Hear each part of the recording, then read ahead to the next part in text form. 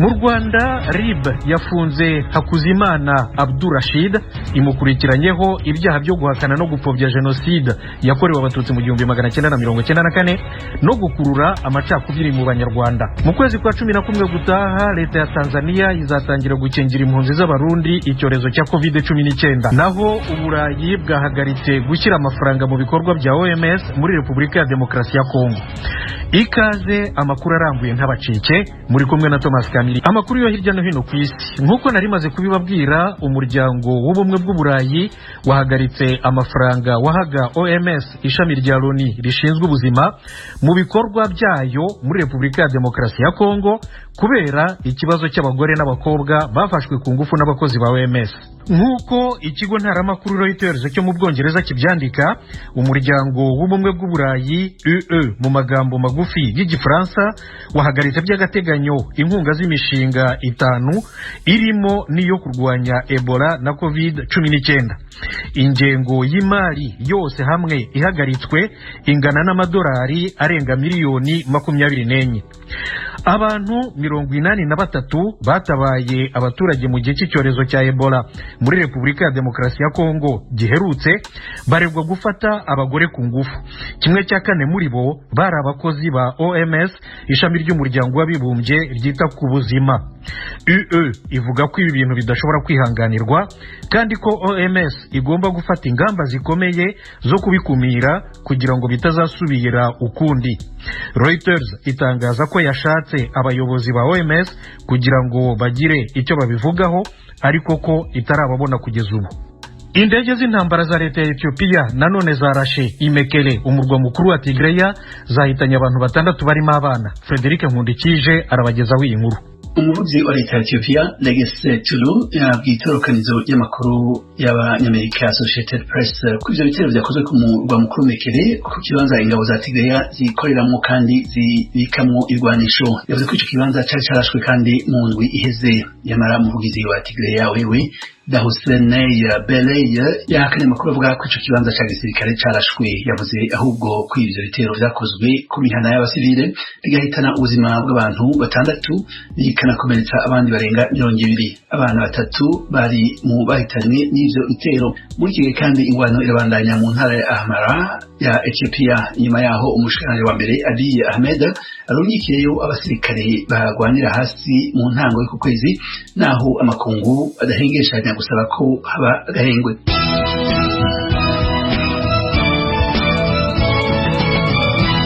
Ijwi rya Amerika. Muri Sudani abaturage bamagana kudeta baragenda biyongera. Frederic Nkundikije aratubwira neza uko bimeze. Igisirikare ca Sudani kirahanganye n'abatavuga rumwe naco babandanije kuba benshi mu kwiyamiriza kudeta. Uyu munsi kuwa kane abategetsi bo ku murwa mukuru Khartoum barahiye bararengwa ko batazokwemera amategeko ya gisirikare, bongera baratangaza ko bazofatanya n'abaharanira inyungu z'abanyagihugu mu gutunganya imyiyerekano ikomeye mu mpera z'indwi. Itembagazwa ry'ubutegetsi bwa gisivile yatunganijwe na General Abdel Fattah al-Burhan ku munsi wa mbere yaratumye abanyagihugu ibihumbi bihereza amabarabara biyamiriza intwaro ya gisirikare kandi basaba ko ubutegetsi busubizwa mu minwe y'abasivile. Mu itangazo ryacishijwe ku rubuga Facebook, abashikiranganje hamwe n'abandi bategetsi bo ku murwa mukuru Khartoum ugwiriyemwo abanyasudani benshi batangaje ko batazotanga imihoho kandi ko batazokwemera gusubiza ubutegetsi abasirikare. Ibihugu bikomeje mu burengero birabandanya gushikira leta ya gisivile. Umushikiranganje wa leta zunze ubumwe za Amerika ajejwe imigenderanire Anthony Blinken yanditse ubutumwa bugufi kuri Twitter amenyesha ko yavuganye kuri telefone n'umushikiranganje wa Sudani ajejwe imigenderanire Mariam Sadiq al-Mahdi. Yavuze ko baganiriye ku ntu leta zunze ubumwe za Amerika zofasha abanyasudani kugarukana leta ifata kibanza ya gisivile. Frederic Nkundikije urakoze. Ariko hagati aho umuyobozi wa Sudani General Abdel Fattah al-Burhan yirukanye mu mirimo yabo bambasaderi b'igihugu cye 6 bamaganye kudeta ye. Mu itangazo ryatambutse kuri televiziyo ya leta, General Al-Burhan yatangaje ko yasezereye bambasaderi bahagarariye igihugu cye muri Leta Zunze Ubumwe za Amerika, mu Bubiligi n'umuryango w'ubumwe bw'Uburayi, mu Bushinwa, muri Qatar, mu Bufaransa no mu muryango w'abibumbye i Geneve mu Busuwisi. Aba bambasaderi bari bashyize ahagaragara itangazo rimwe, bose bashyizeho umukono bamagana kudeta ya General Al-Burhan. Mu kiganiro cyihariye, ambasaderi Nureddin Sati wari uhagarariye Sudani i Washington hano yasobanuye ko we na bagenzi be bafatanyije n'abanyasudani baba mu mahanga biyemeje kurwanya agatsiko k'abasirikare kigaruriye ubutegetsi i Khartoum. Iyi ni radiyo ijwi rya Amerika ivugira Washington DC mu Kirundi n'Ikinyarwanda. Inshuti zacu ni mudusange no kuri internet wa3 radio yacu voa.com no kuri YouTube na Facebook VOA radio yacu. Naho ku maradiyo mu Rwanda muradukurikira kuri FM 104.3, mu Burundi muratwumvira ku mirongo migufi metero 19 na 22. Amakuru y'ibiyaga bigari. Ishyaka rya politiki PDP Imanzi ryashinzwe na Mushayidi Deo muri iki gihe ufungiye mu Rwanda, uyu munsi kuwa kane ryatangaje ko risheshe imirimo yaryo ya politiki. Ku bari barigize, politiki nyarwanda ikorwa muri iki gihe ntishobora kugeza abanyarwanda ku mahoro arambye. Mugenzi wacu Tim Ishimwe yaganiriye n'umunyamabanga mukuru wa PDP Imanzi, Munyampeta Jean Damascene. Munyampeta ari mu Bubiligi, aratangira asobanura ko bashaka gucisha ibitekerezo byabo mu yindi nzira itari ya politiki. Nyuma y'imyaka 13 dukora politiki, tureba uko politiki igenda, tujya mu mpuzamashaka nyinshi, twasanze aho igihe kigeze inzira dushaka gucisha ibitekerezo byacu atari ya politiki, dushaka gucisha inzira ibitekerezo byacu mu bundi buryo. Ariko igitumye tuva muri politiki nuko tubona uburyo irimo gukorwa mu ngubu ndashaka kwiza ku abanyarwanda ku mahoro, kubera ko abantu barwanya ubutegetsi kandi ikibazo cyabo bakirenza ubutegetsi. Iyo nzira uvuga itari ya politiki ni iyihe? Iyo nzira nta yindi twahisemo kuva PDP yashingwa, ni inzira y'ibiganiro kugira ngo abanyarwanda baganire ku mateka yabo, baganire ku bibatanya, bashobore kubona ibyo bahuriyeho, bashobore kubaka u Rwanda rw'ejo. Kugera kuri iyi saha ufashe ubutegetsi wese abandi barahunga. Imyaka 13 yari ishize, mwaricaye nk'abanyamuryango musanga ntacyo politiki y'u Rwanda ishobora kugeraho mu kugeza abanyarwanda ku mahoro arambye. Ntabwo ariko kawa mugani w'ikinyarwanda uvuga ngo ibuye ryagaragaye ntiriba ricisha isuka. Wenda aha akaba ariho mwakwiye guhera mukora politiki itandukanye n'iyo munenga. Ubu iki ntabwo cyaba ari ikimenyetso cy'imbaraga nke mu ishyaka ryanyu? Urakoze ko icyo kibazo mu by'ukuri iyo urebye neza imiterere y'isi, ntabwo abantu bose bahindura ubutegetsi, bahindura imitekere, bahindura imibereho y'igihugu, baca mu nzira za politiki bose. Inzira za politiki mu Rwanda zirageragejwe, zakoreshejwe n'Amabwiriza yabanje, zikoreshwa na FPR. Niba ku gihe cya FPR yinjira mu Rwanda bari mukuru, icyo gihe abanyarwanda bavuga ngo ntabwo Imana bahe impundu zavuga, nyamara ntabwo zavuze, ahubwo habaye ivuye amaraso. Ubu rero nabwo hari ikintu gikomeye cyane na Columbus ari n'abasigaye bafite icyo nabita nostalgie y'ubutegetsi bwa Habyarimana, bavuga ko Kagame navaho impundu zizavuga, FPR niba wari tuzayikumbura nayo rero ko twavugaga, nyamara Emedi yaragiye ntabwo impundu zavuze. FPR izavaho impundu ntizizavuga, nidukomeza aho turi mu ngubu biragaragara neza yuko abitwa ko bavugira abanyarwanda abenshi atuka, bigaragara neza ko bafata inzira yo gushaka ubutegetsi batitaye ku bibazo nyakuri by'abanyarwanda. Ibibazo nyakuri ni ibihe? Imibanire yabo, imyumvire yabo, amoko azutanya. Ibyo bibazo ntabwo abanyarwanda babiganiraho ku buhagije. Naho rero twebwe PDP dushinga ishyaka twagira ngo tuganire kuri ibyo bintu. Mushayidi ashinga ishyaka na bagenzi be nicyo bashaka kugeraho, natwe turujyamo nicyo twashaka kugeraho. Ariko ikigaragara ni kimwe nuko abantu ibyo bitekerezo batabyumva cyane cyane abitwa ko bahagarariye abandi. Ni abaturage rero, ubwo mu mashyaka abantu baharanira kugaragara, baharanira ubutegetsi, baharanira inyungu za politike, wasanga atari yo nzira yo kugira ngo twumvikanishe ibitekerezo byacu. Tuteka dushake n'inzira yakumvisha abanyarwanda ibyo twifuza atari gushaka inyungu za politiki. Mu kanya ukomoje kuri Mushayidi kandi niho naringiye kukubaza, musheshe ishyaka Deo Mushayidi warishinze afungiye mu Rwanda. Iki cyemezo mwacyumvikanyeho cyangwa murashaka kugihuza n'ibivugwa by'uko yaba yarasabye imbabazi noneho igihe cyo kuzihabwa kikaba cyagera akazihabwa nka Deo Mushayidi ariko atari nk'umunyapolitiki? Urakoze ikibazo cyiza. Ndumva niyo maso bitangaza neza, twanditse yuko tujya kubitekerezaho, twabitekerezaho tukabiganiriza na perezida wacu n'ubwo bwose afunze. Mu Rwanda niyo umuntu afunzwe arasurwa. Iyo Mushayidi ashowe rero tumutumaho ibitekerezo twifuza, kuko ni perezida w'ishyaka niwe uyobora, kugira ngo dufate ibyemezo bijyanye n'ibyo yifuza. Nyuma yo gutekereza rero, kuko abigeza ntabwo bari bigera hanze, nawe ni ibintu biri mu Rwanda kuko muri bigeza mu Rwanda abari hanze ye ibyo ntabibona mu Rwanda hari ibibazo hanze hari ibibazo byose rero twagiye kwimusha yitwa Ngoti turabona ya gahunda twari twahaye yo gukora yo gushaka imyumvire y'Abanyarwanda impinduka y'Abanyarwanda duciye muri politiki itagishoboka reka murishe amagambo yakoresheje ati musiye mubonekera kuko ivyo mutekereza niyo yatekerezaga neza rero reka ngaruke ku kibazo bajuti aho nticyarihuye nuko yatse imbabazi akaba ataragihabwa mujya mu mwohereze oya nagabyo Mushayidi ntabwo yatse imbabazi Mushayidi yatse uburenganzira bwo gusohoka nk'abandi bagiye bose ibyo bita grâce présidentielle baza perezida izo ntabwo ari imbabazi y'uko yemera icyaha y'uko yemera ibyo afungiwe azakakora ko n'ibintu ahabwa n'amategeko ntabwo arasubizwa igihe gihenda basubizwa ntabwo tubizi nicyo twifuriza. Kuri nimero ya 7 cyangwa igika cya 7 kiri tangazo hari aho mwasezeranije Abanyarwanda ko muzakorana n'uwo ari we wese ufite intego yo guhuriza Abanyarwanda hamwe biciye mu bwiyunge murongera muti kandi iyi niyo nzira yonyine igana ku iterambere rirambye. Bwana Jean Damascene ushobora gusobanurira Abanyarwanda gute ko ibintu mutakoze muri mu ishyaka muzabigeraho byasenyutse? Aho twagira ngo turimbure burundu abantu batekereza yuko inzira y'amahoro inzira yo guhindura ibintu ari intambara. Aho twagira ngo turimbure burundu abantu batekereza yuko inzira yo guhindura ibintu ari uguhangana. Aho twagira ngo turimbure burundu abantu bashaka gutekereza yuko kuba muri politiki bituma tudakomeza gushaka umuti w'abazi b'Abanyarwanda. Turemeza rero yuko nidufata umwanya tukabiganiraho tugashobora kumvisha Umunyarwanda wese umuhutu utinya umututsi umututsi utinya umuhutu umutwe utinya abo bombi akabona neza ko ashobora kubana ku mahoro ya ntego yacu tugezeho kandi Umunyarwanda wese azabyishimira. Bwana Munyampeta Jean Damascene umunyamabanga w'ishyaka PDP Imanzi ryisheshe uri mu Bubiligi ndagushimiye cyane ku mwanya wahaye Ijwi ry'Amerika. Urakoze cyane shimwe urakoze cyane.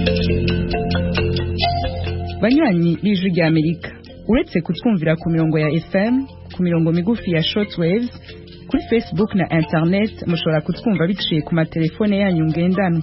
Kuba twumva muri Tanzania muhamagara ku nimero guteranya 2 5 5 4 1 1 2 ubusa 1 ubusa 6 abatwumva muri Kenya namwe mugahamagara kuri guteranya 2 5 4 2 ubusa 5 2 9 3 2 9 kuri mwe mutwumva muherereye muri Amerika muhamagara kuri guteranya 1 3 5 1 9 9 5 1 8 5. Ijwi ry'Amerika ryongeye kubashimira kuba mudahengeshanya kuryumviriza.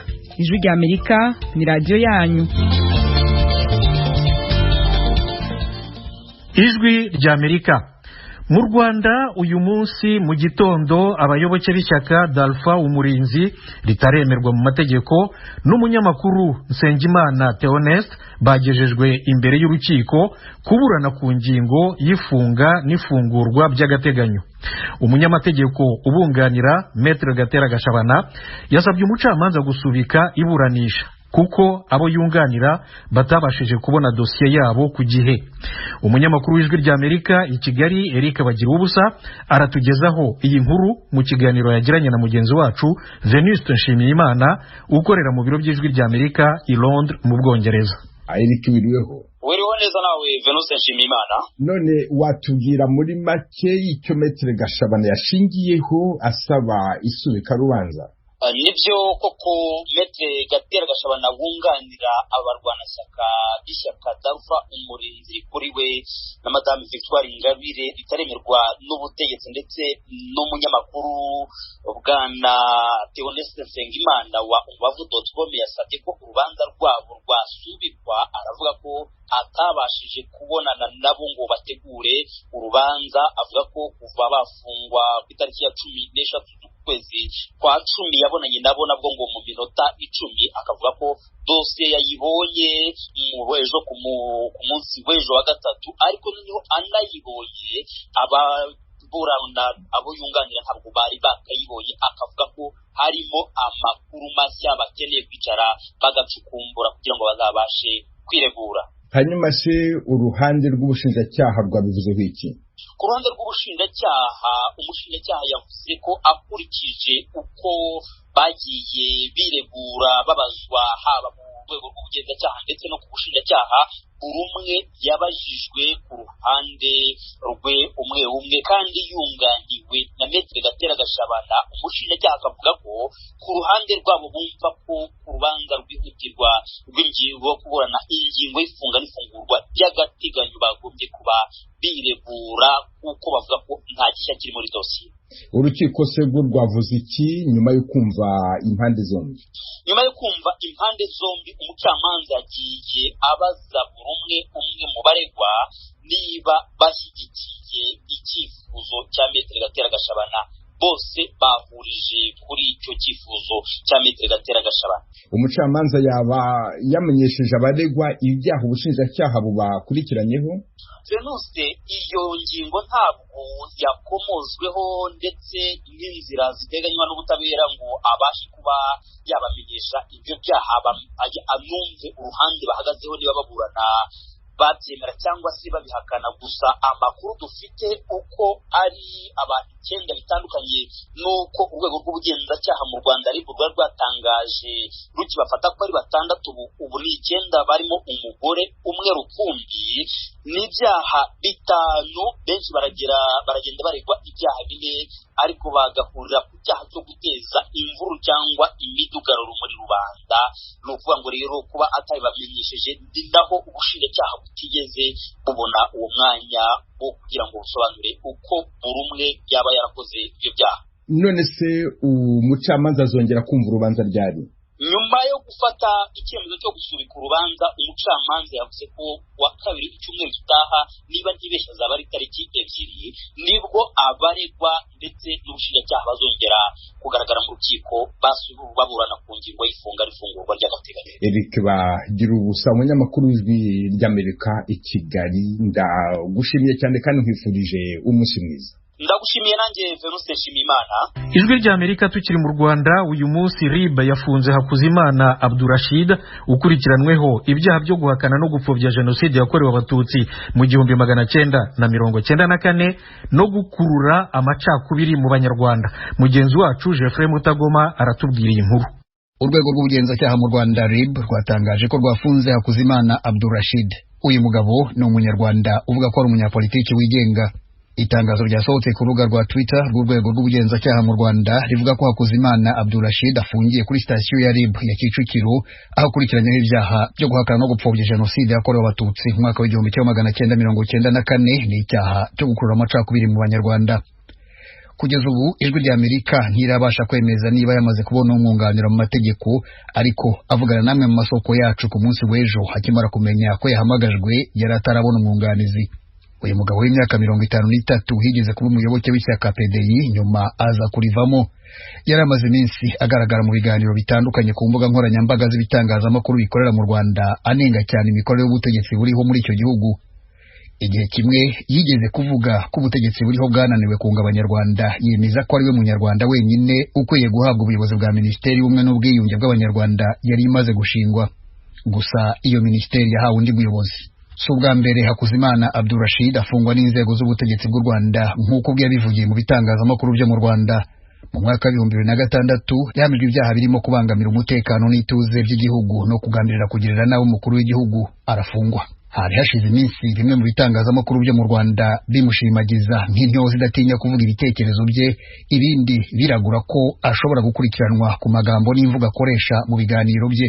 Urwego rw'ubugenzacyaha mu Rwanda RIB rutangaza ibyitabwa muri yombi rye rwanditse ku rubuga rwa Twitter ko itegeko nshinga ry'u Rwanda rya buri munyarwanda uburenganzira bwo gutanga ibitekerezo, ariko ntawe ufite uburenganzira bwo kubyitwaza ngo bibe amacakubiri mu Banyarwanda cyangwa akora ibindi byaha bihanwa n'amategeko.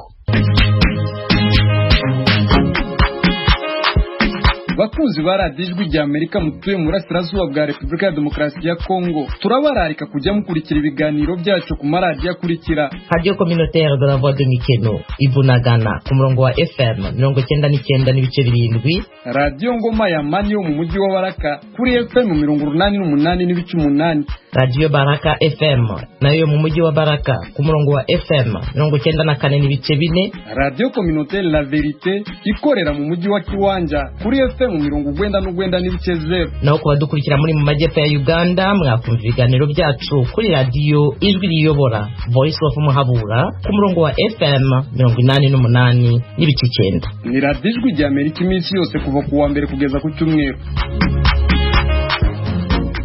ijwi rya Amerika turacyari mu Rwanda. Minisitiri w'ububanyi n'amahanga Vincent Biruta ejo yakiriye mugenzi we w'Ububiligi Sophie Wilmès.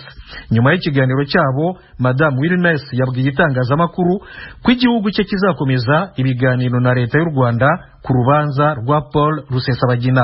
Asumta Kaboyi yaduteguriye iyi nkuru. Minisitiri w'ububanyi n'amahanga w'Ububiligi Sophie Wilmès ni umwe mu bitabiriye inama y'abaminisitiri w'ububanyi n'amahanga b'umuryango wa Afurika yunze ubumwe n'umuryango w'ubumwe bw'Uburayi yaberaga i Kigali ku matariki 25 na 26 z'uku kwezi.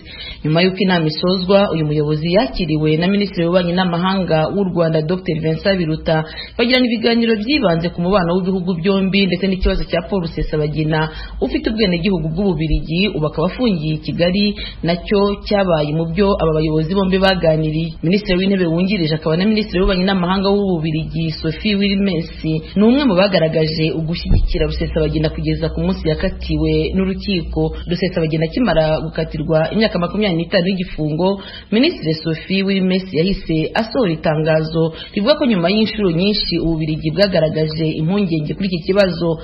Mu itangazo yasohoye yavuze ko Rusesabagina atigeze yungukira ku ihame ry'ubutabera buboneye, by'umwihariko ku ngingo y'uburenganzira bwo kunganirwa. Itangazo rye rivuga ko ihame ry'uko umuntu utarahamwe n'icyaha bakiri umwere ko ritigeze ryubahirizwa mu rubanza rwa Rusesabagina, ibintu ngo bituma imikirize y'urubanza rwe yibazwaho. Guverinoma y'u Rwanda nayo yahise isohora itangazo rivuga ko amagambo ya Sophie Wilmès agaragaza n'ubundi uruhare iki gihugu cyari cyarafashe kuva mu ntangiriro z'uru rubanza rwo kunenga ubutabera bw'u Rwanda.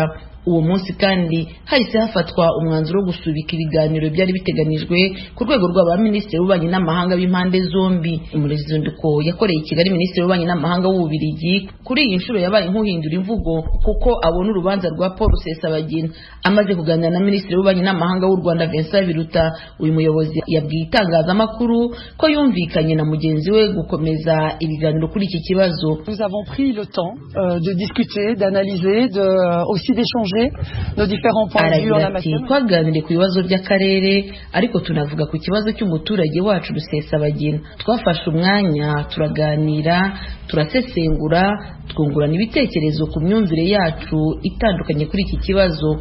Twumvikana ko ibiganiro byakomeza, tukazakomeza kujya duhura tukaganira kuri gahunda nziza ihuza ibihugu byacu byombi. Ntituzabura no kuganira ku bibazo nk'icya Rusesabagina kuko nk'uko mubizi habayeho ubujurire bw'impande nyinshi, amateka akaba agomba kongera kwiyandika. Pour commencer, puisqu'il y a eu un appel, plusieurs appels en fait, et que donc l'histoire doit encore s'écrire à ce sujet. Ntacyo Minisitiri w'u Rwanda Dr Vincent Biruta yavuze kuri iki kibazo.